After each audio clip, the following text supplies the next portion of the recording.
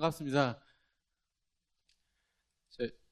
방금 소개를 받은 한국은행 국제국 외환업무부 외환심사팀의 이명진 과장이라고 합니다. 저랑 같이 오늘 2시간 정도 외국환 거래 제도에 관하여 이렇게 개요를 살펴보게 되실 것 같은데요. 잘 부탁드리겠습니다.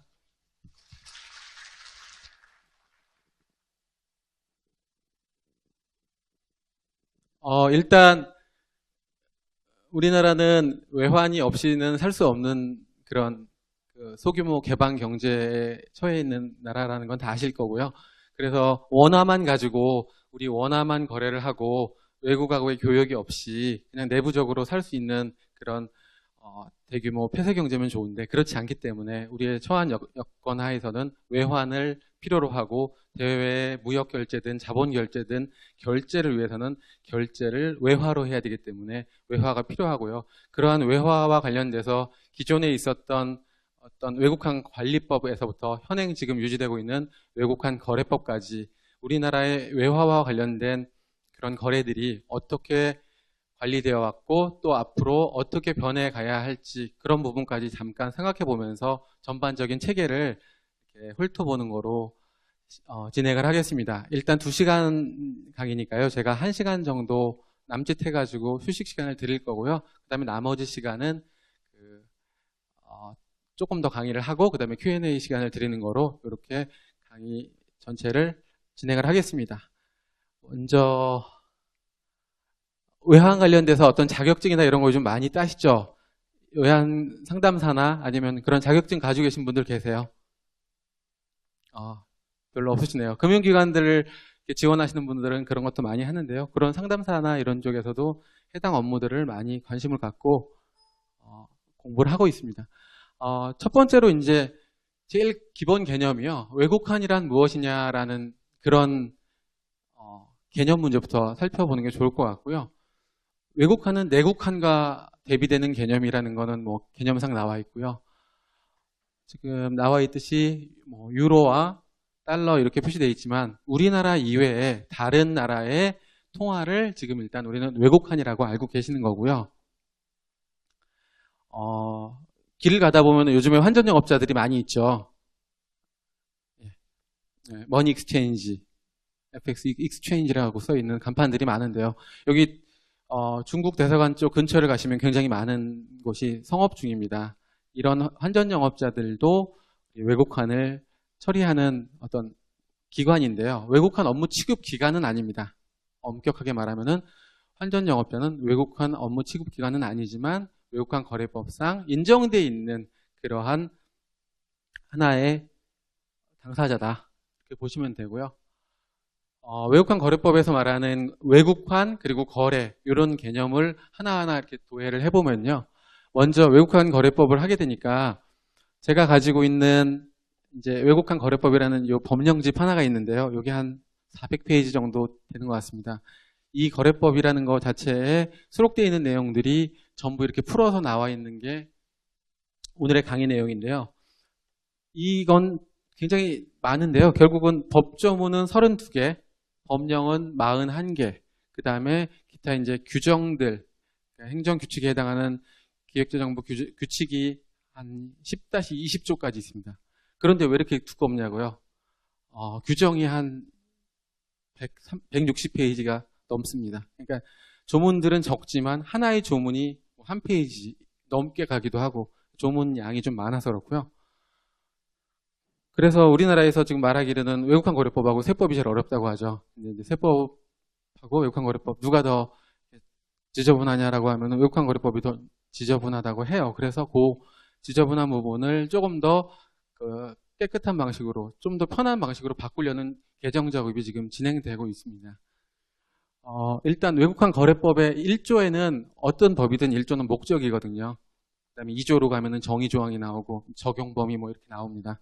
그래서 1조의 목적을 보시면 이 법은 외국환 거래와 그 밖의 대외 거래의 자유를 보장하고 시장 기능을 활성화하여서 대외 거래의 원활화 및 국제 수지, 그 다음에 통화 가치 안정을 도모한다. 그럼으로써 국민 경제의 건전한 발전을 최종적으로 이바지한다. 이렇게 돼 있고요. 외국환 거래에서 우리가 뜯어볼 수 있는 부분은 처음에 기본적으로 환이라는 개념이 나오거든요. 환이라는 개념은 익숙하지 않으실 거예요. 환이라는 거는 뭐냐면 기본적으로 멀리 떨어져 있는 격지자 간의 어떤 채권 채무 관계를 현금을 직접 주고받는 것이 아니라 그 중간에 매개기관인 추심기관, 통상의 은행을 통해서 이렇게 지급을 위탁하거나 함으로써 결제를 하는 그 방식을 얘기하고 있고요. 그 방식 중에서는 내국환과 외국환이 있는 거고요. 국내에서만 저렇게 환결제를 하면 내국환이고요. 외국과의 거래, 통화를 달리하는 국가 간의 결제를 위해서 환을 쓰면 외국환이 되는 겁니다. 그러면 이제 결제 수단은 뭐냐라고 얘기가 나올 수가 있겠고요. 외국환 거래법상에는 모든 개념에 대해서 법 내지 규정에서 정의를 다 내리고 있습니다. 그 해당 정의를 보고 없으면은 기타 국내법 중에서 관련되어 있는 뭐 자본시장법 아니면 일반 민법, 상법 이런 다른 법의 규정을 그대로 따서 쓰고 있습니다. 그러니까 법관에 모순이 있는 것은 없습니다. 그래서 결제수단이라는 건 뭐냐면 외국환거래법에서 말하는 거는 대외에 지급할 수 있는 수단, 통상 돈을 얘기하는 거고요. 돈 이외에 어음이라든가 어떤 선불식 충전카드라든가 이런 경우도 다 지급수단이고요. 그 다음에 외화 증권이 있습니다. 증권은 증서로 어떤 권리가 표창되어서 불특정 다수인 간에 어떤 유통될 수 있는 그런 증서를 얘기하는 거고요. 그 다음에 외화 채권이 있습니다. 증권 같은 경우나 어떤 지급수단으로 규율할 수 없는 부분은 남는 잔여 부분을 채권으로 해서 거래 당사자 간에 특정인 간에만 청구할 수 있는 불특정 다수가 아닌 그러한 권리 관계를 표시하는 것으로 하고 있습니다. 이제 기타는 이제 외화 파생 상품들이 있는 거고요. 파생 상품이라는 거는 통상 이제 2009년에 자본시장법이 시행되면서 그 자본시장법상의 파생 상품 개념을 그대로 원용을 하고 있는데요. 그 정의 자체가 어떤 선도 거래, 옵션 거래, 수합 거래, 기타 이와 유사한 것들 이 세 가지 기본 개념에서 전제해서 파생되는 개념들이 파생 상품 거래라고 보시면 됩니다. 그래서 모든 환거래가 이렇게 외국환거래법 적용이 아닌 외국환 거래가 외국환거래법의 적용이다. 그리고 외국환 거래라고 되어 있으니까 거래라는 것은 영어로 뭐 트랜잭션이니까요. 경제주체들 간에 발생하는 유상, 무상 이런 거를 떠나는 모든 행위들은 다 외국환거래법의 적용이 대상이 되는 거래라는 거로 생각하시면 됩니다. 오늘은 이제 크게 6가지 파트에 대해서 순서대로 알아볼 건데요. 첫 번째 경우에는 우리나라 외국환 거래제도가 어떠한 특징을 가지고 있느냐에 대해서 살펴볼 거고요. 두 번째는 우리나라의 외국환 거래법이 적용되는 그 적용 체계는 어떠한가. 세 번째는 대외 결제를 하는 데 있어서의 그 방법, 지급 및 수령에 대해서 알아볼 거고요. 네 번째로서는 자본 거래에 관하여 굉장히 어렵고 다양한 부분인데 이 부분에 대해서 할 거고요. 만약에 시간이 조금 부족하면 스킵하거나 이렇게 생략할 수 있는 부분이 자본거래입니다. 너무 좀 난해한 부분도 있거든요. 그리고 다섯 번째는 대외채권 회수 의무와 관련된 부분이 있습니다.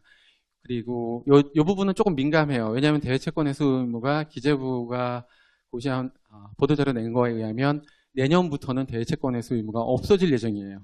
없어질 예정이지만 지금까지 연역적으로 중요한 의미가 있었고 그렇기 때문에 그대로 강의 내용에 넣었고요. 여섯 번째 맨 마지막 부분은 이란 허가라든가 이런 쪽과 관련돼서 UN 허가라든가 제재와 관련된 어떤 금융 제재 대상자랑 어떻게 거래를 할 것인가 이런 부분에 대한 부분을 마지막으로 간략히 살펴보겠습니다.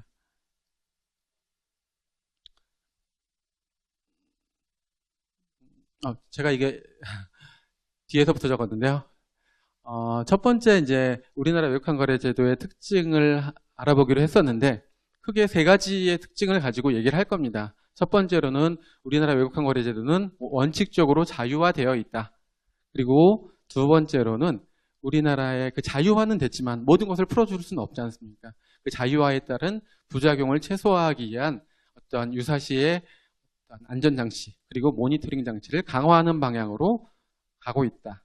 그 다음에 세 번째로는 외국환 업무 취급기관 그리고 외국환 시장 중심의 운영을 하고 있다. 이게 가장 큰 특징이라고 보시면 됩니다. 첫 번째 이제 특징인 외국환 거래의 원칙적인 자유화는 무엇이냐라고 할 때 보면요. 외국환관리법이 1961년 12월에 제정이 됐는데요. 이 제정되어 있는 게 38년 동안 운영이 되다가 1997년 외환위기 이후에 99년 외국환거래법으로 바뀌게 됩니다. 이제 처음에 이 두 개의 법의 차이는 뭐냐면 이름에서도 나오지만 관리와 거래입니다. 관리라는 건 어떤 통제 목적이 굉장히 강해 보이는 그런 어감이 있고요. 거래라는 건 약간 자유로운 느낌이 있는데요. 그래서 처음에 외국환관리법 자체가 들어섰을 때 우리가 그 당시 이제 미군정청령이라든가 대통령령이라든가 어떤 한국은행법이라든가 관련 모든 어떤 법령들을 모아서 처음으로 외국환과 관련된 어떤 전체적인 체계를 갖춘 법을 만들어낸 게 외국환관리법이고요. 이 61년도의 관리법 체계라는 거는 우리가 외화가 많이 부족했던 시기고, 그리고 이런 외화의 부족에 따라서 아시다시피 90년대 후반까지도 사실 경상거래라는 수출입 대금에 대해서도 은행에 신고를 하라고 했어요. 확인하는 게 아니라. 그러니까 다양한 어떤 자금의 유출에 대해서는 방지를 하고 들어오는 자금도 심지어 규제를 한 적이 있어요. 계속 그런 어떤 통제 목적의 어떤 외환 관리 시대에 있었던 법이다라고 보시면 되고요. 이게 그렇기 때문에 파지티브 시스템이라고 해서 원칙적으로 모든 거래 행위는 허용되는 게 아니라 금지된다. 예외적으로만 허용된다. 그러니까 쉽게 생각하면 허가라고 생각하시면 돼요. 그리고 대신에 이제 99년 4월에 이제 시행된 지금 외국환 거래법으로 가면 네거티브 시스템이라고 되어 있죠. 네거티브 시스템이라는 것은 무엇이냐면 거래 규정 체계를 조문별로 네거티브 리스트를 만드는 거예요. 이 거래에 대해서는 요 네거티브 리스트에 있는 행위는 하지 말아라. 그러면 반대로 해석을 하면 요 네거티브 리스트에 있지 않은 행위는 자유롭게 하라는 얘기죠. 그래서 어떤 식으로든 원칙적인 규제가 아닌 원칙적인 자유를 부여하는 게 외국환 거래법 체계입니다. 전반적인 체계를 위해서는 요 같은 내용을 했고요. 뒤에 있는 거를 먼저 한번 보겠습니다. 연역을 살펴보는 게 더 빠를 것 같고요. 많이 넘어가네요. 예. 참고로 뒤에 나와 있는 외국환 거래의 변천 추이를 먼저 보시면요. 지금 말씀드린 내용이 이제 주가 됩니다. 61년에 외국환 거래법이 아닌 외국환 관리법이 처음에 제정이 되고요. 잠시만요. 네. 이게 쭉 진행되다가 97년에 외환위기 발생하고 그 이후에 외환 자유화 그리고 OECD 권고 이런 것들이 있기 때문에 외환 자유화를 저희가 시행을 하게 됩니다. 크게 지금 외환 자유화가 1차, 2차에 걸쳐서 진행이 되었고요. 1차의 경우에는 98년 이후에 정확히는 99년, 2001년 뭐 이렇게 진행되었는데요. 그 다음에 2002년 이후에는 2차 외환 자유화가 시작이 됩니다. 1차 외환 자유의 경우에는 99년 요때 이제 1단계로 기업 그리고 금융기관들의 외환을 자유화시켜주고 아까 말씀드린 대로 파지티브 시스템에서 네거티브 시스템으로 전환을 시킵니다. 그리고 2002년부터는 이제 이렇게 해도 큰 무리가 없다라는 걸 확인하고 개인의 경우에도 어떤 자유화를 시켜주기 시작합니다.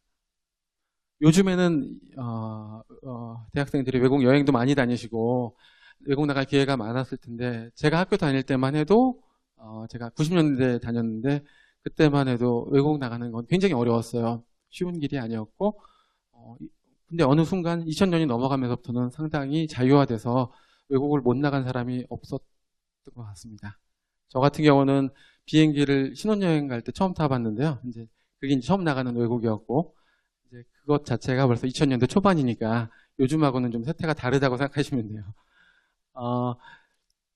그리고 2001년 이제 2단계까지 넘어갔죠. 그 다음에 이제 이게 자유가 끝이 아니라 2002년 이후에 2차 외환 자유화를 시행을 하고요. 그게 1차, 2차, 3차 이렇게 계획을 갖고 진행이 됩니다. 그런데 2차 정도 돼서 이제 원래는 자본거래 허가제는 2000년도에 다 허가가 없어지고 신고로 전환될 예정이었어요. 그게 5년간 유예가 돼가지고요. 2005년 말까지 선셋 클로즈가 있어가지고요. 일몰조항이라고 하는 거죠. 2005년까지는 자본거래 허가가 존속을 하고 2005년 12월 31일이 지나면 모든 자본거래 허가는 자본거래 신고로 전환한다. 이런 조문이 선셋 클로즈라고 하는 일몰 조항이 삽입이 됩니다. 그래서 5년간의 유예기간 경과 후에 2006년 1월 1일부터는 모든 자본거래는 허가에서 신고로 전환이 됩니다. 자동적으로요. 그래서 지금은 원칙적인 자본거래의 허가는 없습니다. 아까 마지막에 말씀드린다는 유엔 제재 대상자들이나 이런 쪽에 대한 허가도 자본거래 허가가 아니고 그것은 경상거래 지급에 대한 허가일 뿐입니다. 그렇게 해서 이제 마지막 2차 3단계의 외환자유화를 앞두고 있었거든요. 2차 3단계의 외환자유화는 2009년에 그 외환자유화를 마지막으로 마무리하려는 단계였어요. 2차 3단계 외환자유화가 되면 기존의 외국환 거래법은 없어지고 외환법이라는 이름의 법이 남게 됩니다. 외환법을 가게 되면 기본 체계가 모든 신고사항이 은행으로 넘어가고요, 대부분.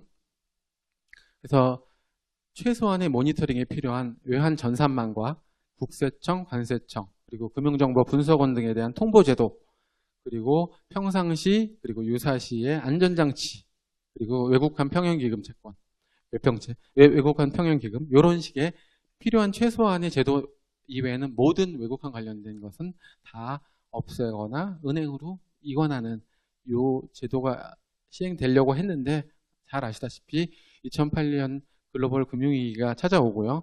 그래서 잠정적으로 3단계 외환자유화가 유보가 됩니다.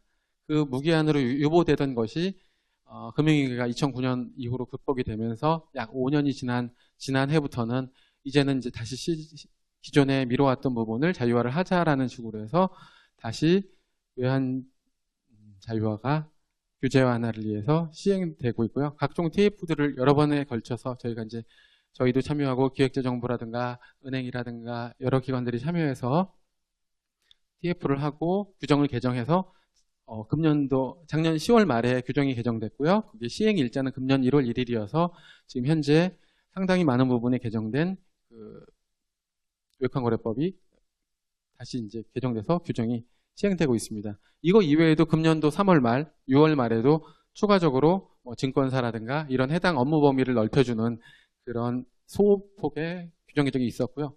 이게 끝이 아니라 내년부터는 정말로 기존에 있는 체계들보다 훨씬 더 많은 국민과 기업의 자유와 편의를 제공하기 위해서 또 지금도 규제 완화를 위한 노력을 계속 하고 있습니다. 일단 좀 더 기대해 보시면 될 것 같고요. 이 규제 완화 금년부터 시행되는 부분은 맨 마지막 부분에 있으니까 참고를 또 하시면 되고요. 두 번째로 이제 우리나라 외환거래제도의 특징은 아까 말씀드린 대로 원칙적인 자유화를 했지만 일부분은 우리가 모니터링을 하고 사후관리를 통해서 그 부작용을 최소화해야 되기 때문에 안전장치를 가지고 있다라는 부분 미리 말씀드렸던 부분이고요.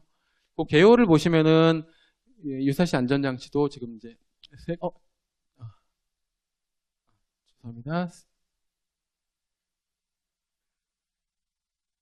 예.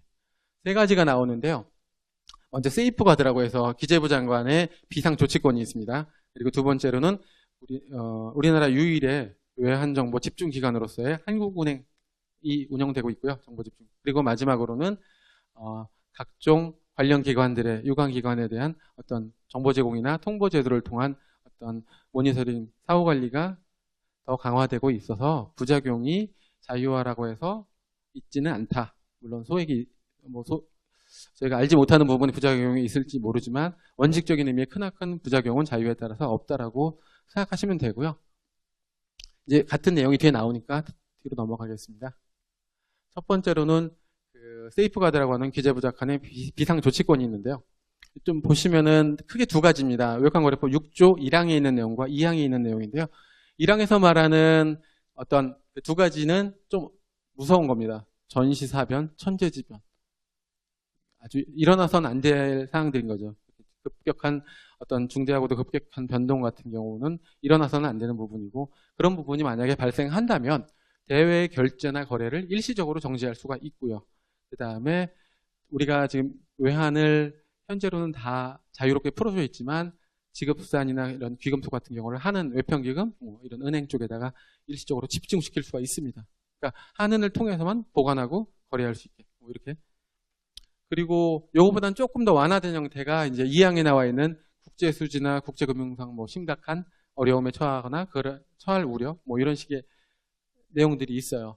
그래서 이 경우에는 자본거래를 기존에 이제 신고제로 운영하고 있지만 허가제로 운영할 수 있고 또 가변 예치 의무를 부과해서 일정 부분 아까는 전면적으로 그렇게 거래를 외환 집중을 시켜야 되는데 그만큼은 아니지만 가변적으로 일부를 예치하도록 의무를 부과할 수 있다. 이렇게 완화된 어떤 세이프가드가 규정되어 있다. 다만 아시다시피 이런 여러 가지 네 가지의 세이프가드는 발동된 적은 없습니다. 발동되면 안 될 것 같고요. 제도는 있습니다. 제도가 있어야지 언젠가 위기에 대응할 수 있으니까요. 그 다음에 이제 두 번째 자유화에 대한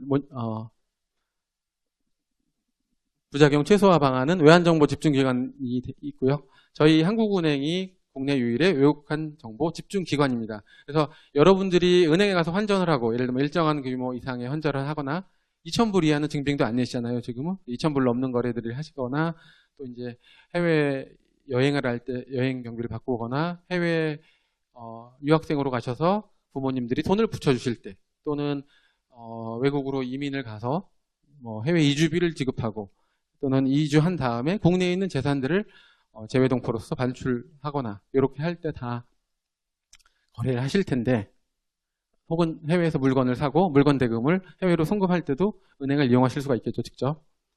그런데 이런 경우에도 모든 거래 정보는 남습니다. 남는데 그런 남는 정보에 대해서는 은행들이 다 저희한테 보고를 합니다. 한국은행에 보고를 하기 때문에 한국은행의 전산으로 정보가 다 들어와요.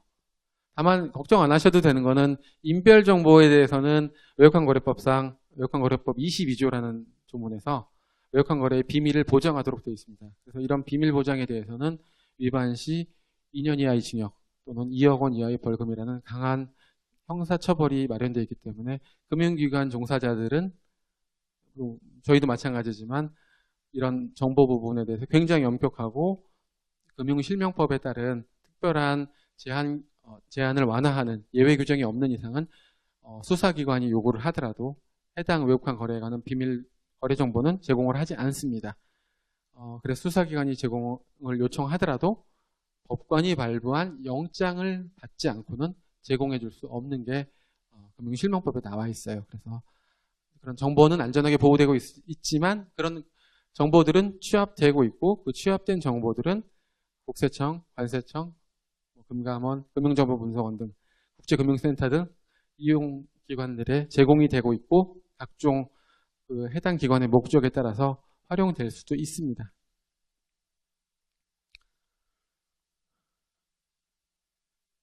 외환전선망은 그냥 체계만 알아두시면 지금 말씀드린 것처럼 모든 거래 내용, 외환 거래 당사자로서의 개인과 기업, 그리고 금융기관, 그리고 외환시장에서 모든 정보를 집중하게 거래를 하면 다 저희한테 정보를 주게 되어 있습니다. 그래서 정보가 집중이 되고 그 집중된 정보는 정책 수립기관으로서의 한은이나 그다음에 기재부 또는 감독기관으로서의 금감원이나 그다음에 정보를 활용하는 각종 관청들, 국세청, 관세청, 예보, 국제금융센터, FIU, 저게 이제 금융정보분석원이고요. 금융위 소속. 그다음에 금융기관 쪽에도 갑니다. 우리나라 외환정보보고기관 많이 있는데요. 직접 그 전산망을 우리한테 연결해서 하는 곳이 한 100개 정도 조금 안 되고 있고요. 간접적으로 연결된 곳은 1000개 정도가 지금 있습니다. 그래서 많은 기관들이 정보를 많이 제공을 하고 있고요. 이러한 정보는 어떤 때 쓰느냐? 통상적으로 지금 말씀드린 것대로 통계 목적, 외채 통계, 외환 수급 통계 이런 식의 외환 관련된 통계를 만드는 데 쓰고요. 그 다음에 외화자금의 어떤 유출입 동향, 외국 자본의 급격한 유출입이라든가 어떤 그런 모니터링 목적, 그리고 기존에 했던 거래들에 대해서 올바르게 사후 관리가 되고 있느냐 이런 부분까지 활용이 되고 있습니다. 특정한 목적에 의해서만 쓰는 거지 이거를 어떤 다른 목적으로 쓸 수는 없게 되어 있습니다. 우리나라의 외환관리 체계, 기획재정부가 제일 외국환거래법령을 만드는 법령에 대한 개폐권을 가지고 있는 행정부서입니다. 제일 외환 정책을 총괄하며 외국환 거래 법령을 관리합니다. 그래서 또한 국제금융협력 부분을 주관을 하고요. 그다음에 한국은행은 외환시장을 운영하고 외환보유액을 운영하며 외환정보 집중기관 말씀드렸고, 저희가 하는 부분은 검사감독권이 두 군데가 있어요. 환전영업자하고 외국환 중개회사. 이쪽에 대해서는 검사감독권을 저희가 가지고 있고요. 그 다음에 금융위 금감원이 있고요. 이쪽은 금융기관에 대한 검사감독을 하고 있고, 그리고 관세청이 있어서 관세청은 수출입 거래에 대해서 검사감독권이 있습니다. 또한 지급수단 수출입에 관련돼서 신고를 받고 있고요. 그래서 이 정보들은 국세청 금융정보분석원 등에 제공이 되고, 은행들이 외국환 업무를 하면서 자기 해당 범위 내 업무를 하고요. 또 대외 지급 및 영수는 은행을 통해서만 할 수 있어요. 다른 기관들은 현재 송금을 해주거나 받을 수가 없죠. 그래서 이런 은행의 의무가 있고요. 금융센터도 외환과 관련된 정보를 분석을 하는 기관이고요. 이런 일련의 과정들은 정보가 다 외환거래 당사자로부터 나오는 거죠. 거래 당사자가 거래를 함으로써 각종 정보를 여러 군데에 보내주게 됩니다. 잘 아시는 개념이 이제 위임과 위탁이라는 내용이 나와 있는데요. 동일한 행정청 내에서는 위탁이 아닌 위임이라는 말을 쓰고요. 다른 기관에 대해서는 위임이라고 해서 위탁이라고 해서 부탁을 하죠. 그래서 관세청에는 기재부가 위임을 해놨고요. 한국은행과 금감위 금감원 그리고 외국환 은행에는 위탁을 해놨습니다. 그러면 여기서 이제 간단하게 퀴즈를 내드리면, 여기서 신고를 외국환 거래 관련돼서 받는 기관이 몇 개가 있을까요? 3개일까요? 4개일까요? 5개일까요? 6개일까요? 일단 한국은행 기재부가 신고를 받습니다. 일부. 그 다음에 한국은행의 신고가 있고요. 그 다음에 가장 많은 신고는 은행 신고가 있고요. 그리고 관세청이 신고를 받습니다. 아까 말씀드린 대로 지급수단 수출입 신고를 받습니다. 지급수단인 현금을 내가 들고 10,000불을 넘는 돈을 가지고 국경을 통과하거나 국경으로 들어오려고 하면은 관할 세관에다가 신고를 하셔야 돼요. 안 하시면은 처벌받죠.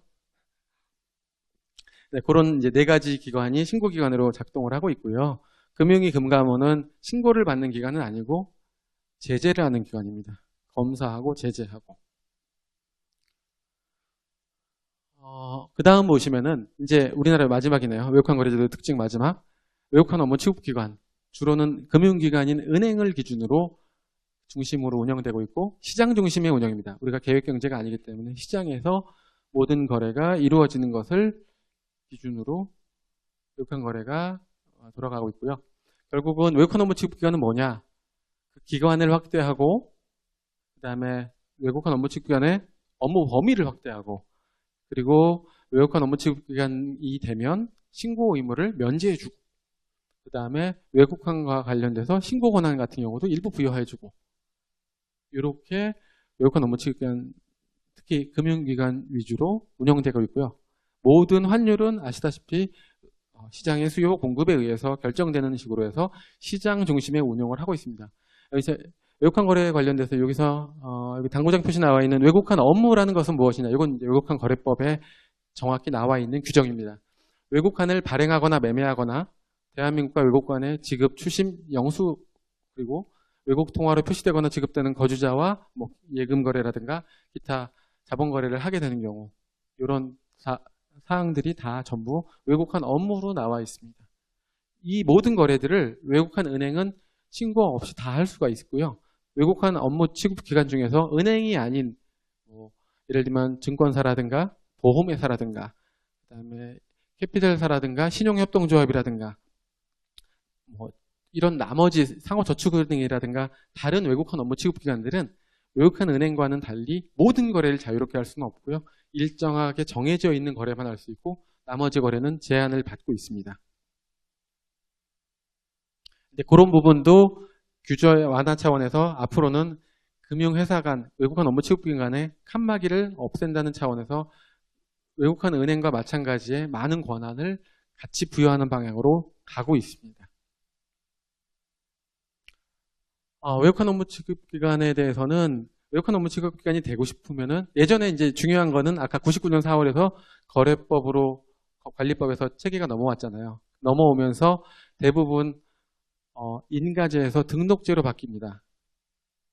인가와 등록은 차이를 알고 계시죠? 그죠? 인가는 허가랑은 또 다른 거고, 이제 행정법적으로 말하면은 뭐 창설적 행정행위 이래서 얻은 권리를 부여해주는 게 인가잖아요. 안 줘도 되는 거예요. 내가 특허권을 부여하는 거랑 마찬가지죠. 안 줘도 되는데 특별히 이 사람은 주는 거예요. 근데 그렇게 운영하던 인가제에서 이제 등록제가 됩니다. 일정한 요건을 갖추면 등록은 다 받아줘야 되는 거예요. 등록 요건을 어긋나지 않는 이상. 그래서 이제 외국한 업무 취급기관이 쉽게 설립될 수 있도록 이렇게 규정이 바뀌었습니다. 그런데도 불구하고 세 가지 요건이 지금 외국한 업무 취급기관에 들어가 있는데요. 어떤 인적 요건, 물적 요건, 그리고 자본 요건 이렇게 세 가지가 있습니다. 인적 요건은 모든 외국한 거래, 예를 들면 은행을 생각하시면 은행의 점포에는 2년 이상의 외국한 업무 경력을 가진 개인, 그러니까 은행원들이 2명 이상 있어야 되는 거예요. 이 업무 취급에 필요한 인적 요건을 갖추지 못하여서 외국한 업무 취급기관에 업무를 못한 곳이 있었어요. 지금도 몇 군데 있고요. 그건 뭐 단위 조합이라고 들어보셨나 모르겠어요. 농협이나 수협 이런 단위 조합에서는 저런 인적 구성이 안 돼서 아직도 외국한 업무 취급을 못하는 곳이 있었어요. 그리고 물적 요건이라는 거는 한국은행의 외전망 연결이 되어 있어야 되고요. 그 다음에 자본 요건이라는 거는 금감원의 자본 적정성 부분을 체크를 받아야 되는 거고요. 이렇게 등록이 됩니다. 외국한 업무 취급기관은 굉장히 많죠. 많은데 제일 대표적인 거는 외국한 업무는 외국한 업무 취급기관만 할 수 있다. 대표적인 은행은 모든 걸 다 할 수 있다. 다른 기관은 일부 제한이 있다. 여기 보시면 제가 파란색으로 5가지를 색칠을 해놓은 거는 이유는 뭐냐면 이건 자본시장법에 규율을 받는 금융투자업자입니다. 자본시장법상에는 금융투자업을 총 6가지를 규정을 하고 있는데요. 투자매매업자, 투자중개업자, 집합투자업자, 투자일임업자, 신탁업자, 그리고 여기는 우리 외국한 업무 취급기관으로 안 들어가 있지만 투자 자문업자가 있습니다. 자문업자까지도 외국한 업무 취급기관으로 굳이 할 필요는 없기 때문에 외국한 업무 취급기관으로는 안 들어와 있지만 자본시장법상에는 6개의 금융투자업자들이 있고요. 이 중에서 크게 이제 집합투자업자와 신탁업자는 금융투자 상품을 만드는 사람들이라고 보시면 되고요. 창조하는 사람들이고 그 다음에 나머지 투자 매매 중개 일임업자는 그 만들어진 금융투자 상품을 판매하는 사람들이라고 보시면 돼요. 자기 계산으로 판매하면 투자 매매업자가 되고요. 타인의 계산으로 판매하면 투자 중개업자라고 합니다. 증권회사가 모든 것을 다 하죠. 투자 매매도 하고 중개도 하고 뭐 일임 이렇게 다 합니다. 이렇게 보시면 되고 아까 말씀드린 대로 나머지는 어떤 기관별로 좀 제한이 있다. 그래서 외화 대출을 할 수 있는 기관이 있고 못하는 기관이 있고 이렇습니다. 증권회사는 원칙적으로 외화 대출을 못했고요. 보험회사는 외화 대출을 했고요. 이런 식의 제한이 있어요.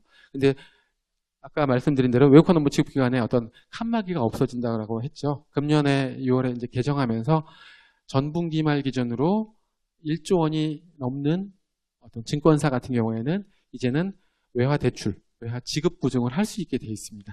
그러니까 점차적으로 어떤 벽이 허물어지고 있고요. 이렇게 외국한 업무 취급기관이 되면 그들이 외국한 업무, 즉 돈을 받고 영리행위로서 외국한의 업무를 하는 경우에는 신고하지 않아도 된다. 그들과 거래한 상대방도 물론 신고하지 않아도 됩니다. 제일 대표적인 외국한 업무 취급기관은 외국한 은행이고요. 모든 업무를 다 할 수 있지만 특히 외국한 거래법상의 외국과의 지급, 추심, 수령 업무. 은행을 통하지 않고 외국으로 돈을 보내거나 받을 수는 없어요. 이거를 하려고 하는 시도와 이런 사람들을 뭐라고 하냐면 환치기 업자라고 하죠.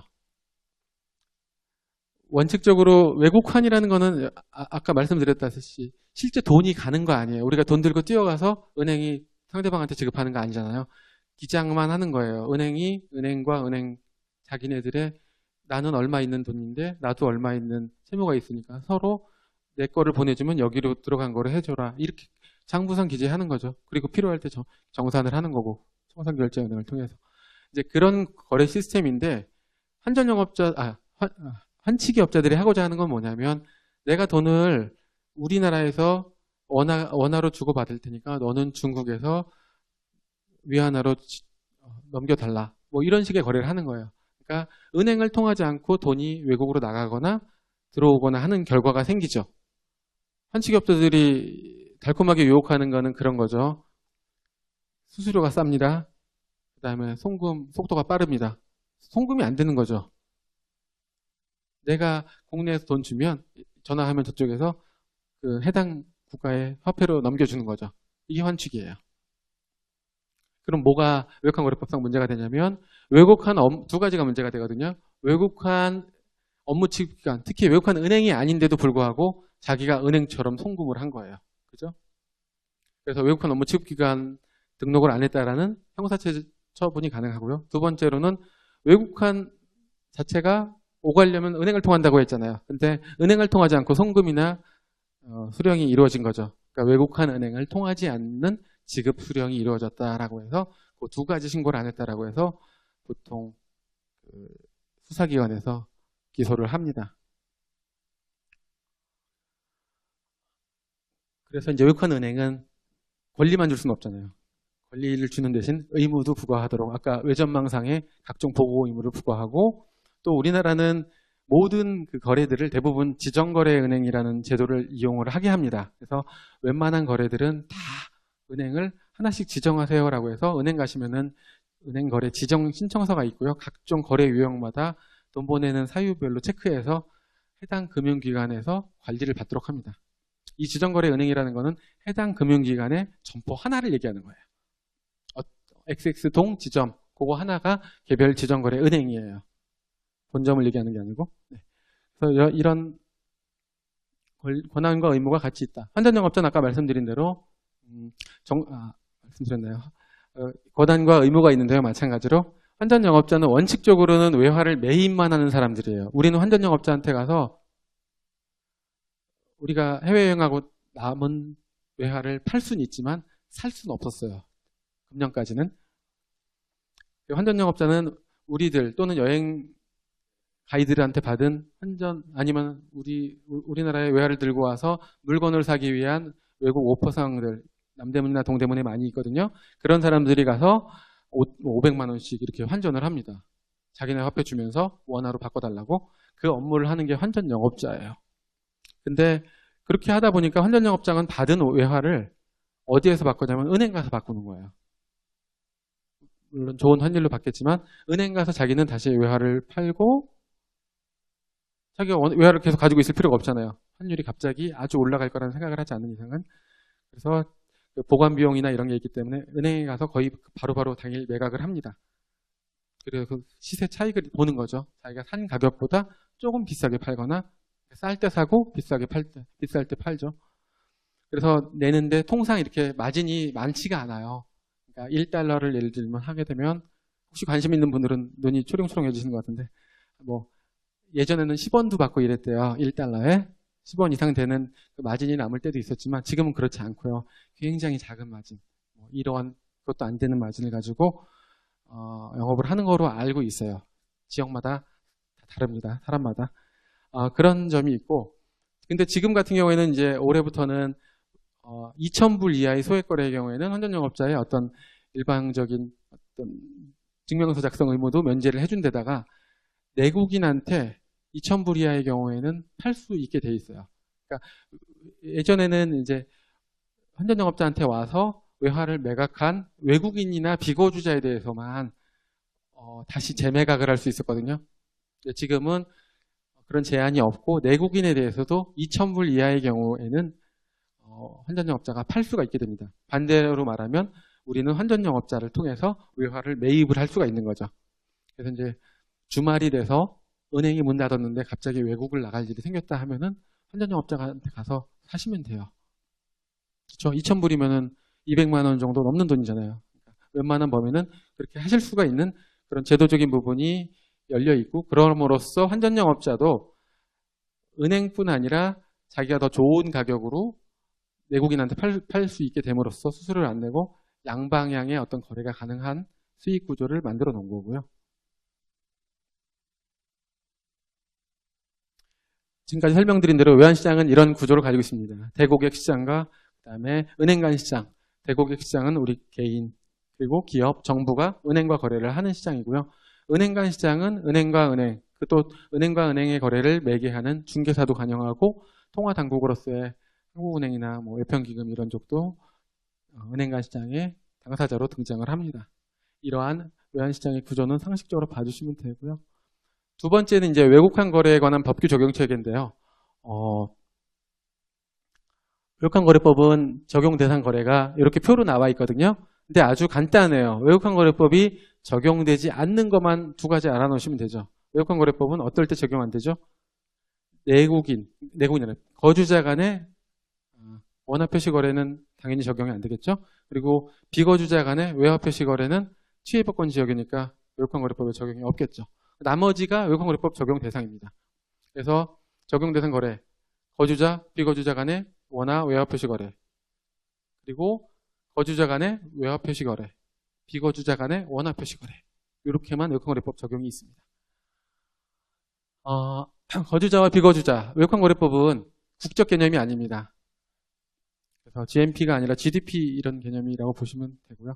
그래서 거주성을 위주로 보시면은 거주성이 뭐냐, 거주자가 뭐냐, 원칙적으로 주된 생활의 근거가 어디에 있느냐를 가지고 거주자, 비거주자를 나눕니다.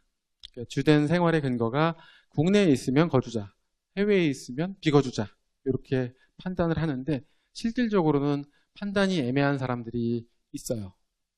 우리나라에 살다가 외국에 갔다가 현지 국적 취득했다가 국적 포기하고 다시 국내에 들어와서 살고 아니면 이중국적 가지고 살고 거주지를 수시로 옮기는 경우도 있고요.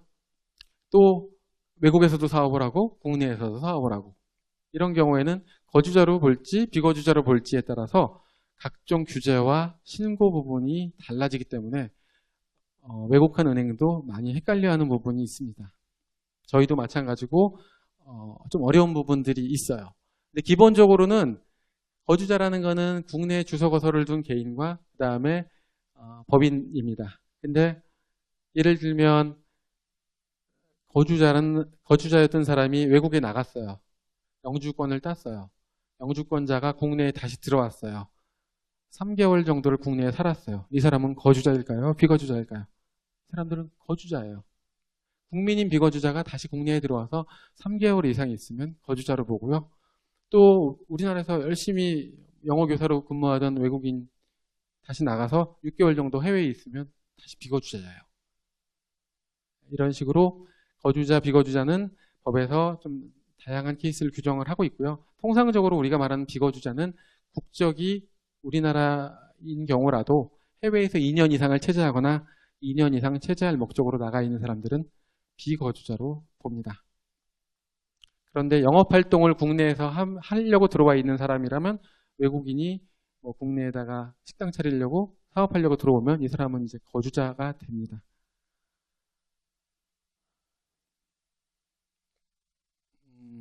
그 다음에 이제 외국환 거래법에 대한 법규 적용 체계 두 번째 거래와 지급이 있는데요.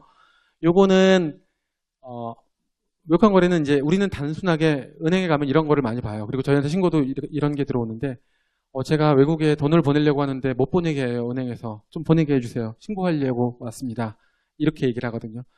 근데 모든 거래는 돈을 보내려고 하는 거래예요. 최종적인 행위는.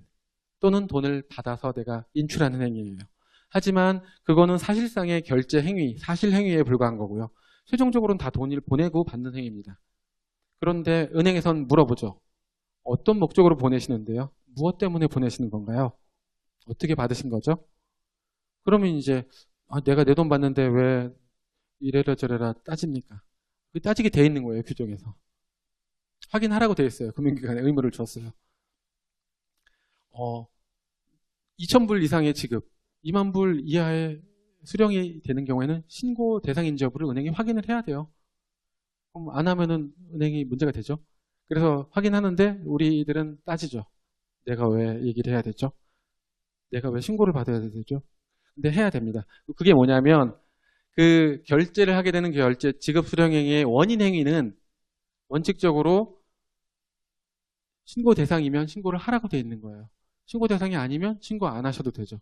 그게 뭐냐면 인정된 거래 행위여야지 지급이나 수령을 할 수 있다는 얘기고요. 인정된 행위라는 거는 외국환 거래법에서 말할 때는 신고를 필했거나 신고 등을 할 필요가 없는 거래. 신고 대상이 아닌 면제 대상 거래거나 신고가 필요하면 필요한 신고를 한 거래를 인정된 거래라고 하고 있어요. 그 인정된 거래가 되려면 경상거래와 자본거래에 따라서 그 규율 체계가 틀립니다. 경상거래, 즉 수출입거래라든가 이런 용역거래라고 하면 그 증빙만 있으면 이것은 대외무역법이나 관세법에 적용을 받기 때문에 외국환거래법의 특칙인 그 법이 적용되고 외국환거래법은 적용이 안 됩니다. 해당 증빙만 있으면 지급이나 수령이 가능해요. 근데 그렇지 않은 나머지 모든 경우에 자본거래와 이런 부분은 먼저 신고사항이 있으면 외국환거래법상의 신고 또는 관련 법상의 신고들이 있었는지를 확인을 하고 신고 면제사항이든 신고를 필했든 요 확인 증서를 가지고 그때 비로소 지급과 수령을 가능하게 해줍니다. 내가 해외에 돈 보내려고 하는데요. 100만 달러. 어떻게 오셨어요? 예, 해외 직접 투자하려고 왔습니다. 그럼 해외 직접 투자 외국환은행에다 신고하셨나요? 신고 필증 보여주세요. 예, 여기 있습니다. 그러면 이제 돈 보내줍니다. 바로. 없습니다. 그럼 그 신고 먼저 하고 오세요. 이렇게 안내가 되는 체계고요.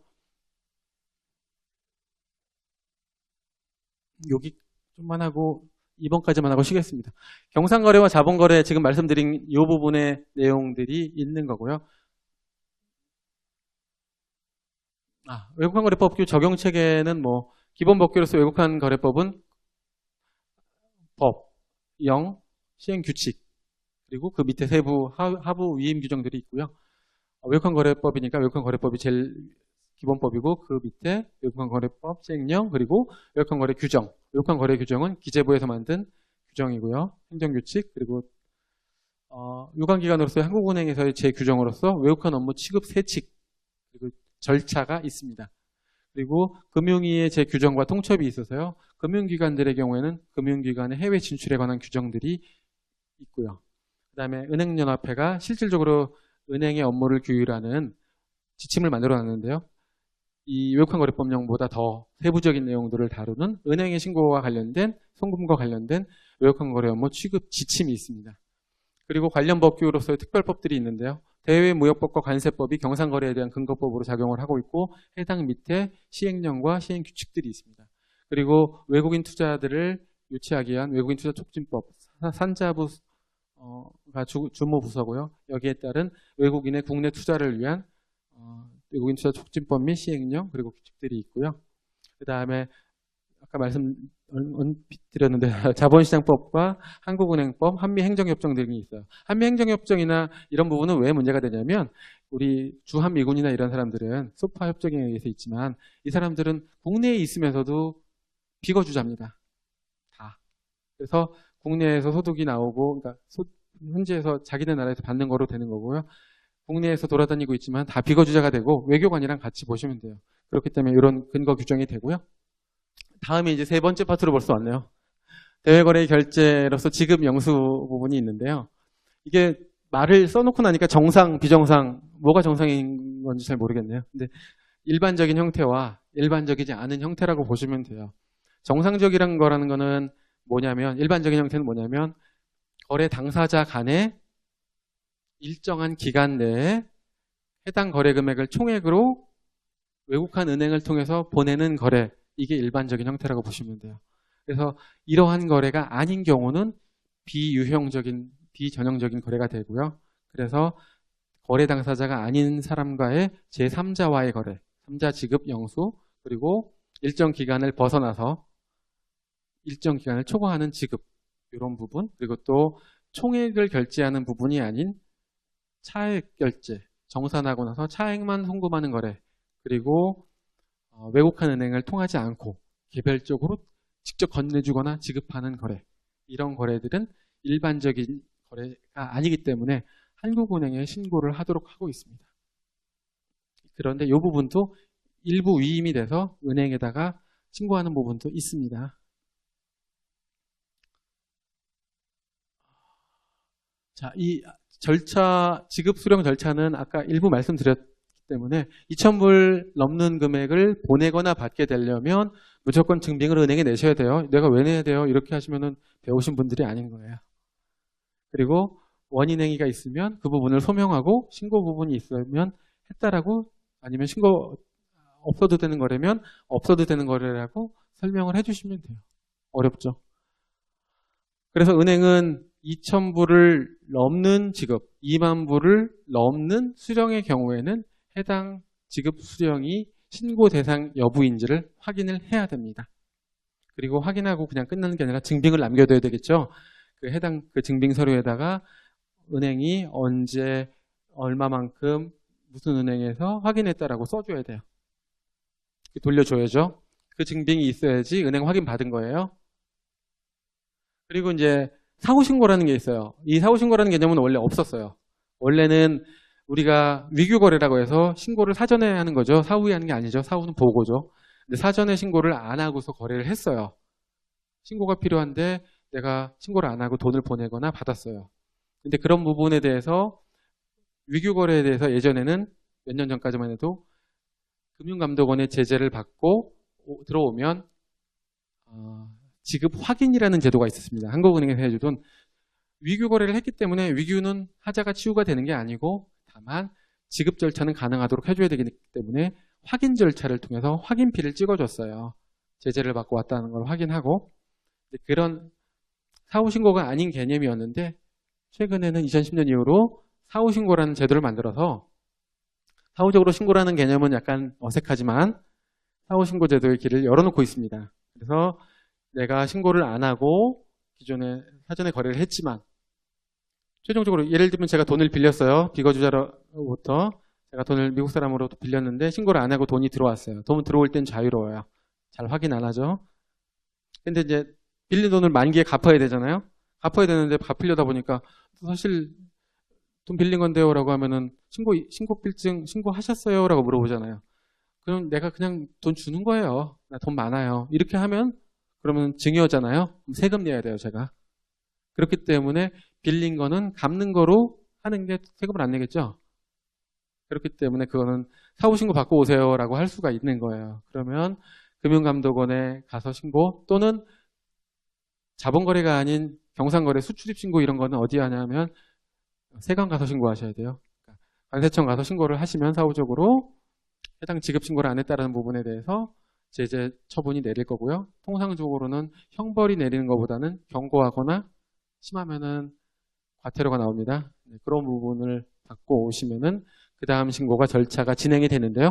이러한 그 사후 신고를 위해서는 외국한 금융기관 이런 데를 거쳐서 금감원 내지 이런 데다가 신고를 하게 되고요. 그렇게 신고를 하고 난 제재 통지서를 가지고 오면은 한국은행이나 외국한 은행에서 사후적으로 신고를 받아줍니다. 그렇게 받게 되면 지급을 할 수가 있게 되고요. 다만 예외적으로 영수라는 건 내가 돈을 받은 거잖아요. 나 위반해서 돈을 받았어요. 받았는데 뭐 또 어떻게 신고를 해봤자 의미가 없는 거잖아요. 그렇기 때문에 받은 경우에는 제재를 그냥 받았으면 별도의 신고 없이 은행에 보고만 하면 영수할 수 있게 됩니다. 그래서 은행에다가 상계를 하게 되고요. 은행 상계는 뭐 많이 보실 거 없고요. 양자간 두 사람 간의 거래에 대해서 상계 내가 100원을 받을 게 있고 상대방이 50원을 받을 게 있으면 50원만큼은 상계를 하고 나머지 잔액인 50원만큼만 내가 거래를 하는 요 차액 결제 방식은 양자간 상계인데요. 이런 경우에는 은행에 신고를 하면 되고요. 양자가 아닌 3명 이상 보통 다국적 기업이 자기와 여러 다국적 기업의 자회사들하고 거래를 하고 다국적 기업의 모기업인 본사 쪽으로 자금을 집중시켜서 관리하기 때문에 자금을 송금하거나 그쪽으로부터 받는 거래들을 하는데 이런 다자간 상계는 한국은행 신고한다. 이렇게 보시면 됩니다. 3자 지급 같은 경우는 굉장히 어려워 보이는 사항인데요. 다 보실 거 없고요. 제가 그 음영을 넣어드린 파란 부분이 거래의 당사자고요. 그 거래의 당사자가 이 빨갛게 표시되어 있는 부분 보시면은 다 거주자가 돈을 받는 거래입니다. 거주자 간의 거래에 대해서 다른 거주자로부터 지급 수령 받거나 비거주자로부터 받거나 첫 번째 거. 두 번째 비거주자끼리 거래를 하는데 거주자가 돈을 받거나 세 번째 거주자 비거주자 간의 거래를 하는데 또 다른 비거주자로부터 돈을 받거나 네 번째 거주자 비거주자 간의 거래를 하는데 거래 당사자인 비거주자가 또 다른 거주자한테 돈을 주거나, 다 우리 거주자가 돈을 받죠? 요 거래들만 신고 예외고 나머진 다 3자끼리 계약서상에 없는 사람한테 돈을 보내거나 받으면 신고 사항입니다. 3자 지급 신고요. 요 거래 내역들은 모두 다 월별, 그리고 상계 같은 경우는 반기별로 국세청, 관세청에 통보가 된다고 보시면 됩니다. 네 번째는 자본거래 관련된 부분이고요.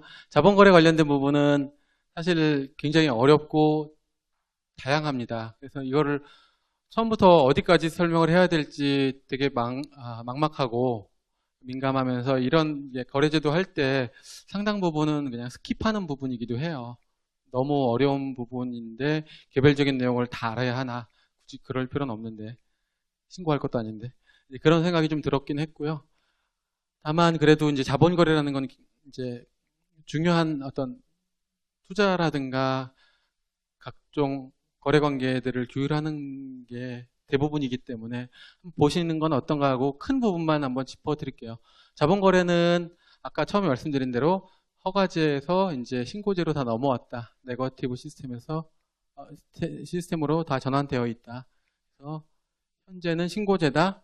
기재부에 신고해야 하는데 경미하거나 단순 반복적이거나 이런 건 생략할 수 있다. 그 다음에 이런 신고의 권한들은 기재부가 몇 개 가지고 있어요.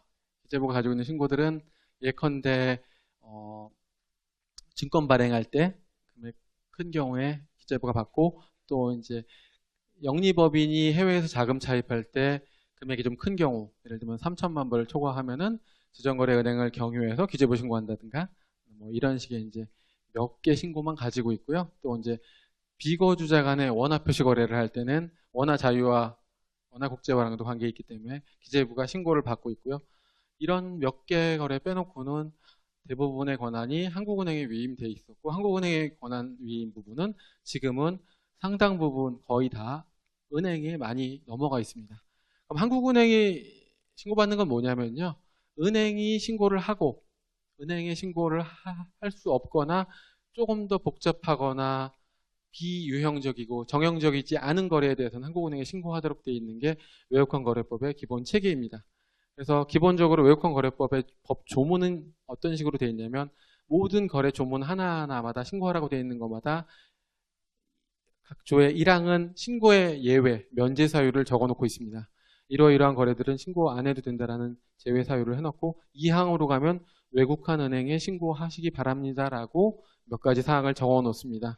그리고 나서 3항에 가면 1항, 2항 이외의 거는 한국은행에 신고하기 바랍니다. 이렇게 돼 있어요. 상당 부분의 조문이.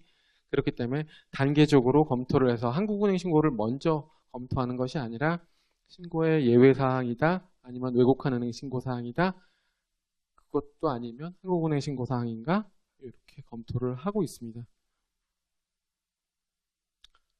다 말씀드렸고, 자본거래 같은 경우에는 이 정도가 이제 있는데요. 이게 이제 100페이지 이렇게 됩니다. 이 정도 되게 적어 보이는데, 자본거래가 7장, 8장, 9장에 있는데요. 7장에 처음부터 해서 이제 예금에 관련돼서 얘기를 해요. 거주자와 비거주자 간의 예금 거래, 그리고 예금 신탁, 그다음에 금전 대차로서 돈을 빌려주고 거주자가 돈을 빌리는 거래, 그리고 대외 지급 수단이나 채권 기타 용역 매매들, 그리고 거주자와 비거주자 간의 보증 거래, 그리고 증권을 발행하고 그 발행한 증권을 취득하는 거래, 또한 기타 자본 거래들, 그 앞에 이제 파생금융거래가 중요하게 들어가 있고요. 그 다음에 8장에 가면 현지금융이라고 해서 독자적인 영역에 현지금융거래를 하나를 넣고 있습니다. 그리고 마지막에 9장으로 가면은 해외 직접 투자와 관련된 거래, 그리고 부동산 취득과 관련된 거래, 이렇게 외국환거래법상의 자본거래가 나와 있고요. 중요한 부분만 몇 개 보겠습니다. 다 보실 수는 없을 것 같고요. 거주자가 돈을 차입할 때, 이 경우는 우리가 당사자가 될 수 있어요. 그러니까 한번 보시면 돼요. 외화와 원화의 경우가 차이가 있는데, 외화의 경우에는 원칙적으로 영리법인이나 지방자치단체 같은 경우, 통상 다 영리법인이에요. 이런 경우에는 은행에 신고합니다. 지정거래 은행에 신고하시면 되고요. 말씀드린 대로 3천만 불이 넘으면 기재부까지 신고가 올라가고요.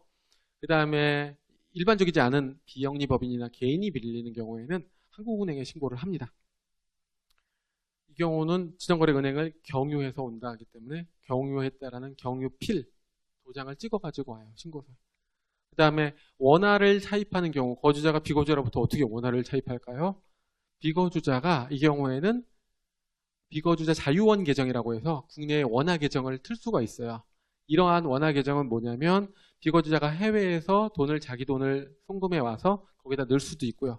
비거주자가 국내 업자랑 수출을 했어요. 수출을 한 거래 대금이 들어갈 수 있어요. 비거주자 자유원 계정에다. 그 수출 대금을 가지고 돈이 필요한 거주자한테 빌려줄 수가 있어요. 그럴 때 비거주자 자유원 계정에 들어와 있는 돈을 가지고 빌려주는 거래를 원화 거래고요. 이때는 10억 원을 기준으로 넘으면 기재부까지 가고 안 넘으면 그냥 은행 신고하고 특이한 거래예요. 그다음에 이제 대출해 주는 경우 반대죠. 거주자가 비거주자한테 돈을 빌린 경우고요. 이제 거주자가 비거주에게 돈을 빌려주는 거래예요. 크게 빌려주는 주체가 은행이 있고 일반 거주자가 있습니다. 은행의 경우에는 원칙적으로 외화를 빌려주는 거는 너무너무 자유예요. 내 마음대로 빌려줄 수 있어. 다만 거주자가 보증이나 담보를 은행 대출에 넣게 되면 그때는 한국은행 신고사항으로 격상이 됩니다. 국내 외화가 국내 자산이 나갈 우려가 생긴 거잖아요. 보증에 의해서. 그 다음에 원화의 경우에는 금액을 가지고 저렇게 어렵게 나눠놨어요. 10억 원이 안 되면 면제사유고 10억에서 300억이면 은행 신고, 300억이 넘으면 한국은행까지 신고를 하네요. 드물어요. 그 다음에 개인은. 그 다음에 특히 은행이 아닌 일반 거주자가 주체가 돼서 빌려주는 경우에는 외화, 원화 불문하고 한국은행에 다 신고를 해야 돼요. 우리가 외국환관리법, 거래법 다 돈이 나가는 거는 엄격해요. 들어오는 거는 관대해요. 외국인으로부터 내가 상속, 유증, 증여의 상대방이 될 수 있어요. 거주자가 신고 없어요. 내가 외국인이 우리 거주자로부터 비거주자가 상속, 유증은 받을 수 있어요. 신고 없이. 증여는 못 받아요. 한국은행 신고 받고 그 다음에 나가야 돼요. 돈이. 세금 문제가 있어서 그래요. 그래서 나가는 건 엄격하다. 그래서 다른 거주자가 보증담보를 해가지고 거주자가 비거주자한테 돈을 빌려주면 한국은행 신고하면서도 신고 주체가 바뀝니다. 외국환거래법상의 모든 신고는 원칙적으로 거주자가 신고해요. 근데 몇 개 규정들은 비거주자가 신고하기 귀찮게 만들어놨어요. 확인하기 위해서. 이래서 거주자의 보증담보가 들어가면 비거주자가 한국은행에 신고하도록 하고 있어요. 그리고 10억 원이 넘는 원화를 빌려주면 이건 무슨 일인가? 특별한 사유가 있는지를 비거주자가 한국은행에 신고를 해서 모니터링을 받습니다. 그 다음에 보증거래는 엄청 많이 일어나고요. 어려워요. 어려운데 많이 발생합니다. 은행이 하는 보증이 제일 많고요. 은행이 거주자, 비거주자 간의 거래에 대해서 또는 비거주자 간 거래에 대해서 스탠바이 LC라는 형태로 보증서를 많이 끊어줘요. 이런 보증서를 끊어주면서 거주자로부터 보증담보를 받기 때문에 그런 신고에 대해서 한국은행까지 신고가 오기도 합니다. 다만 현지금융에 대해서는 외국한 은행에 신고를 하도록 되어 있기 때문에 지정거래 은행들의 신고를 합니다. 현지금융이라는 건 뭐냐면요.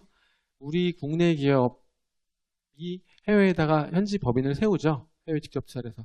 또는 그 현지 법인이 세운 50% 이상의 지분을 가지고 있는 현지 법인의 자회사가 있는데 그런 그 법인들이 현지 금융기관으로부터 돈을 빌리게 될 때 국내 금융기관 내지 국내 거주자가 보증담보를 제공을 하게 됩니다. 그런 경우는 현지 금융에 따른 보증이 되고요. 특별히 자주 발생하는 형태이기 때문에 은행신고로 하부위임이 돼 있어요. 그게 아까 외국환거래법 거래 규정의 8장에 나와 있는 현지금융을 별도로 두어서 그런 경우에는 누가 은행에 신고하는가 이렇게 규정이 되어 있어요. 그래서 현지금융이 있으면 현지금융이 제일 먼저 적용되고 그 다음에는 은행신고가 적용되고 그 다음에는 은행 이외에 일반 거주자로서의 보증신고가 적용이 되는 적용 순서가 있습니다. 그래서 이렇게 은행이 보증하는 경우가 있다. 교포 등에 대한 여신의 경우는 뭐냐면 교포는 어떤 사람이냐면 재외동포랑 달라요. 재외동포는 우리나라 국민이었다가 해외로 넘어가서 영주권을 취득하거나 현지 시민권을 취득한 사람을 모두 재외동포라고 하고 있고요. 교포라고 하면은 우리나라 국적을 아직까지 보유하고 있는 국민인 비거주자, 영주권자를까지를 교포라고 하는 거예요. 그렇지 않고 시민권을 획득해서 외국인이 돼버렸으면 이 사람은 교포라고 하지 않아요. 그런 교포 등에 대해서 현지에 있는 국내 금융기관의 현지 해외 지점 같은 데서 돈을 빌려주게 되면 교포 등에 대한 여신이 되고 그런 교포 등이 국내에 기존에 가지고 있던 그런 재산이 있었으면 그 재산을 예를 들면 예금을 담보로 부동산을 담보로 제공을 해주면서 현지에서 대출을 해주는 거죠. 그럴 때 20만 불이 넘는 담보가 국내에서 제공이 되면 한국은행까지 신고를 하는 경우가 있고 20만 불이 안 되면 신고를 하지 않습니다. 뭐 이런 거는 이제 교포 등 계시면은 참고하실 만하고요. 대외지급수단 이런 매매는 재외동포라면 재외동포 절차를 먼저 밟아야 되지만 재외동포가 아닌 경우에는 대외지급수단 매매라는 걸 많이 해요. 그건 뭐냐면 우리가 아직 해외 영주권 시민권자를 취득하기 전이지만 해외에 나가 있을 때 국내 재산을 해외로 반출할 수 있는 방법이 별로 없어요. 왜냐하면 비거주자이기 때문에 국내에서 거주자로서 해외 직접 투자를 해서 가져갈 수도 없고 거주자로서 해외 부동산을 취득할 수도 없어요. 그렇기 때문에 대외지급수단 매매를 많이 활용을 합니다.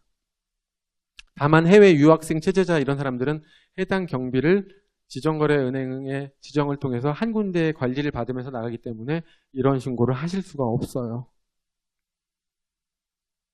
그 다음에 증권이 발행됐을 때 그 발행된 증권을 취득하는 방법은 거주자가 취득하는 방법이 있고요. 비거주자가 국내 증권을 취득하는 방법이 있습니다. 이 두 가지에 대해서 원칙적으로는 전부 다 투자 중개업자, 매매업자인 증권사 등을 통해서 해외 증권을 취득하고 국내 증권을 비거주자가 취득하는 게 원칙인데 비등록, 비상장주의 경우에는 증권사를 통해서 거래를 할 수 없는 경우들이 있어요. 그런 경우에는 특별한 규정에 의해서 한국은행에 신고를 할 수가 있습니다. 이제 여러분들이 좀 아실 수 있는 거래가 이제 FX 마진 트레이딩 이런 거 들어보셨잖아요. 이런 거래들은 원칙적으로 인터넷상에서는 우리가 돈 받고 가르쳐줄게 기법을 뭐 이런 식으로 나와 있는 것도 얼핏 본 것 같은데 국내 법령에서 허용하는 바가 아닙니다. 그리고 공식적으로 할 수 있는 부분이 아니고요. 왜냐하면 자본시장법에 의하면 그 시행령 184조에 금융투자 중개업자를 거치지 않으면은 FX 마진 거래를 할 수 없도록 되어 있어요.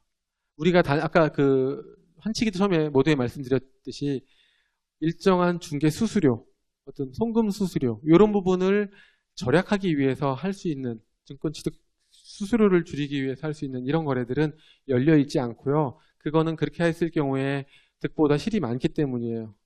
나중에 문제가 생기면 기관 투자가 전문 투자가들을 통해서 중개 거래를 한 것보다 큰 손실을 보기 때문에 일반 개인 투자자들은 그렇게 하지 말라고 말씀을 드리는 거고요. 그다음에 파생상품 거래들도 있습니다. 근데 이건 이제 넘어가도 될 것 같고 신고수리대상 거래는 외국거래법상 한 3가지 정도밖에 없어요. 거주자가 해외 부동산을 취득할 때는 신고수리사항이고요. 반대로 비거주자가 국내 부동산을 취득할 때면 신고사항입니다. 그리고 이거 이외에도 해외 지점, 이제 예를 들면 원양화업자라든가 해외 건설업자라든가 전기용선업자라든가 이런 외항업자 같이 특수한 경우에는 그 독립재산제를 적용을 해외에다 지점을 세우더라도 받을 수가 없거든요. 이 사람들은 영업기금을 보낼 수가 없어요. 그런 사람도 부득이한 경우에는 한국은행에 신고수리 받고 보낼 수 있는 그런 절차가 하나가 있고요.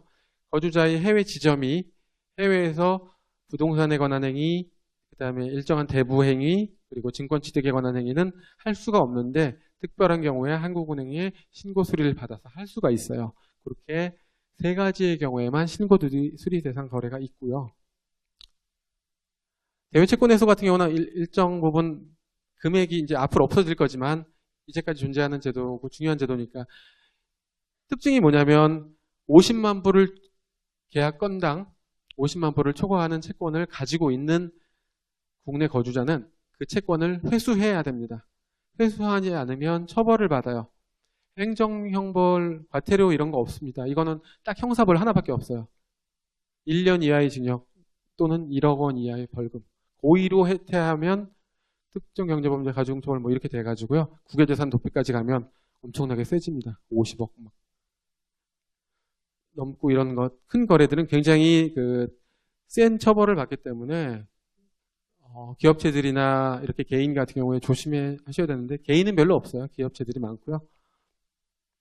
이제 이 내용 자체가 기존에는 1년 6개월 이내에 채권 만기로부터 돈을 50만 불 넘는 채권이 있으면 회수를 해야 되는데 작년부터는 이제 3년 이내로 늘려놨어요. 그렇기 때문에 채권 회수 기한을 현재로는 조금 더 길게 돼 있고 안 될 경우면은 채권 회수를 제외해달라라고 제외 신고 또는 연장해달라. 내가 지금은 못 받지만 조금만 더 1년만 주면 받아오겠다라고 하는 연장 신고를 한국은행에 할 수가 있어요. 하지만 한국은행에 하기 전에 외국한 은행에서 객관적인 증빙이 되면 인정을 받아서 제외가 되고 연장이 됩니다. 그리고도 안 되면 저희한테 또 와서 더 연장을 할 수도 있고요. 객관적인 사유에 의해서 증명이 되면 은행에서 연장 신고를 인정을 해주는데 이 경우도 무기한은 아니고요. 채권의 만기로부터 4년 이내, 원래 3년 이내에 회수해야 되는데 1년 더 은행에서 연장을 해줄 수가 있는 거예요. 1년의 연장을 받고서도 회수가 안 된다. 그때부터는 한국은행에 와서 1년 단위로 계속 연장을 신청을 합니다. 안 받을 수는 없잖아요. 우리가 받을 채권인데. 그러다가 도산하면 채권에서 제외 신청을 합니다. 마지막인데요. 금융제재 대상자와 지급 등 허가 거래를 하게 됩니다. 사실 뒤쪽 부분은 뭐냐면은 그렇게 오래된 신고들은 아니고요. 2007년, 8년 이때부터 시작된 신고인데요. 7년, 8년. 기재부 장관이 국제평화 및 안전을 유지하기 위한 국제적 노력에 기여할 필요가 있는 경우 지급 등에 대해서 허가를 받도록 할 수 있다는 외국환거래법 제15조의 조문에 의해서 국제평화 및 안전유지 등의 의무이행을 위한 지급 영수지침이 2007년에 만들어지고요. 고시로. 그래서 유엔 제재라든가 미 대통령령에 의해서 어떤 금융제재자로 지명된 단체 개인 등과는 지침에 따라서 한국은행 총재 허가를 받아야 됩니다. 6월 말 정도 7월 이때 이란 관련돼서 해빙 모드가 이렇게 조성이 되면서 대이란과 관련된 모든 거래 체제가 단박에 다 해제될 것처럼 금수 조치가 해제될 것 같이 돼 있었지만 실제로는 그렇지 않고 계속 허가가 유지되고 있는데요. 그 근거를 지금 설명해 드릴게요. 2010년 9월경에 정부는 이란과 관련된 어떤 국제적인 제재 결의 방안에 동참하기 위해서 대이란 유엔 안보리 결의 이행 방안을 TF를 거쳐서 발표를 합니다. 이 TF에는 기재부라든가 저희라든가 각종 관련 부처들이 다 들어가서 발표를 했고요. 그래서 이란 관련 금융제재 대상자와는 지급 영수에 대해서는 신고가 아니라 허가 받아서 돈 들어오게 해줘야 된다라고 했습니다. 근데 이제 지금도 마찬가지지만 여기에 지정되어 있는 금융제재 대상자는 개인과 단체가 300여 명인데 은행도 18개나 들어가 있어요. 이란의 대부분의 은행이 큰 은행들은 다 제재 대상자예요. 그러니까 이란과 거래하는 것들은 지금 이란의 어떤 중앙은행에 있는 예치되어 있는 원화 자금을 통해서 원화 결제를 하는 지금 특수한 형태로 하고 있기 때문에 정상적인 결제 형태가 아닙니다. 원화 결제를 허용해 준 거예요. 이란 중앙은행이 국내에 가지고 있는 한국은행에 있는 원화 계좌와 거래를 해서 원화로 주고받는 거예요. 지금 달러 결제가 된다라고 착각하시는 분들도 가끔 있지만 달러나 유로라든가 이런 외화 결제는 이루어지고 있지 않습니다. 제재받고 있고요. 그래서 금융제재 대상자들은 당연히 안 되고 금융제재 대상자가 아닌 자들하고는 조금 더 완화해서 신고 허가를 받아줘야 되잖아요. 그래서 금융제재 대상자가 아닌 이란 거주자들하고 영수 지급할 때는 신고나 허가를 받도록 허용을 해줬는데 2011년부터 시행이 됐습니다. 그래서 10,000유로를 넘는 건에 대해서는 무조건 신고를 하게 돼 있고요. 40,000유로를 넘는 건에 대해서는 허가를 받도록 돼 있습니다. 이제 그러한 제재 관련 부분이 금년 말까지 여러 가지 이제 인도적인 물품이라든가 중개무역이라든가 이런 거 몇 개는 한시적으로 풀어줬거든요. 그런 제재 기한들이 2015년 중반까지 연장됐고 아직 최종적으로 해제된 건 없습니다. 다만 이란과의 관계가 이제 이란 핵 협상 타결 결과에 따라서 어떻게 되냐에 따라서 완전한 자유화가 될 수도 있고요. 조금 더 그 결과가 안 좋아지면 다시 예전으로 복귀할 수도 있는데 지금은 상당히 좋은 분위기로 일단은 알고 있습니다.